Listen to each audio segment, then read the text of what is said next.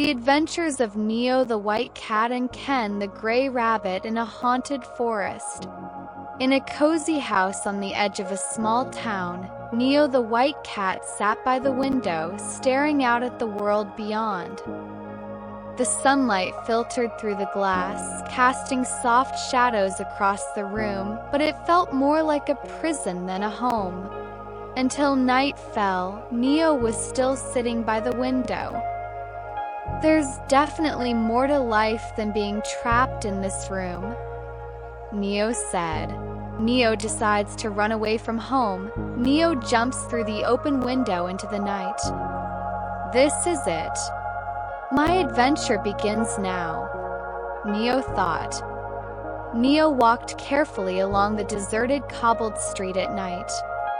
When he reached the forest's edge, Neo looked at his house from the top of a tree, saying, "Goodbye, home. I'm ready for what's next." Neo cautiously steps into the dense, shadowy forest, the crunch of leaves beneath his paws. Neo is lost, sitting trembling in the middle of the forest, surrounded by eerie shadows and strange sounds. While looking for a way out of the forest, Neo falls into a ravine. "Help! Somebody help me!" shouted Neo. Neo's grip wasn't strong enough to hold him, so Neo fell into the abyss and fainted. Neo woke up and heard the strange sound of thump-thump footsteps approaching.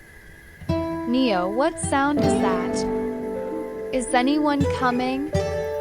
Neo looked at Ken, a light gray rabbit, who curiously emerged from his burrow in the ground.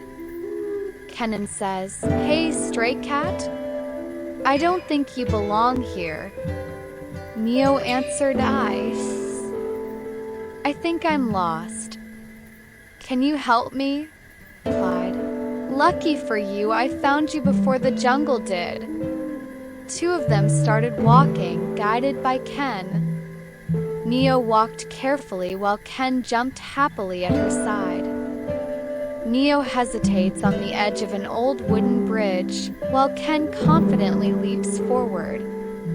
Ken starts to cross the bridge and says to Neo, "Come on, Neo. It's just an old bridge, very safe." "I think," Neo replies. "That's not very reassuring." And slowly he begins to cross the bridge. Next, Neo and Ken carefully passed through the thorny bushes until they reached a dark cave's mouth. Neo and Ken then entered the cave. There were lots of bats in the cave.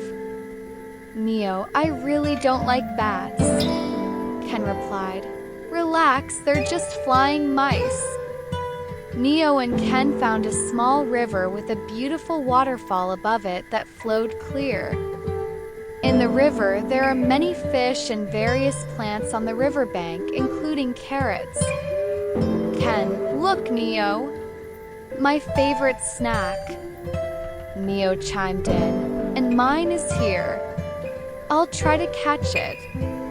Then they rested for a while by the river while eating their favorite food. After finishing eating, they continued their journey until they managed to get out of the cave. That's when a black fox started watching them from behind a tree. The fox then appeared to confront the two of them. "Hey, don't expect you to get out of this forest." The black wolf was frightened and then howled loudly. Neo ran frantically, looking back in fear as the black fox charged at them, while Ken jumped forward quickly. Ken traps the fox into a puddle of living mud. The black fox was trapped and couldn't get out. They continued their journey while talking. "Ken, that fox won't forget us anytime soon." Neo answered, "Yes, sure. We have to be careful." They had arrived at the edge of the forest, looking out at the peaceful village in the distance, bathed in golden morning light. "Neo, we did it, Ken. We're finally out of the forest," Ken replied, "and the adventure has only just begun." Neo and Ken then hugged. Ken said, I'll be waiting for you whenever you want another adventure, Neo replied. I won't forget this.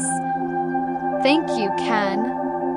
Neo ran along the peaceful cobbled streets, past charming houses until he reached his front gate, then returned to his room, sat for a while in front of the window, then fell asleep in his warm little bed. At the edge of the forest, Ken is seen jogging through the forest, happily remembering his new friend, Neo. Even though this chapter has ended, Neo and Ken's adventures are far from over.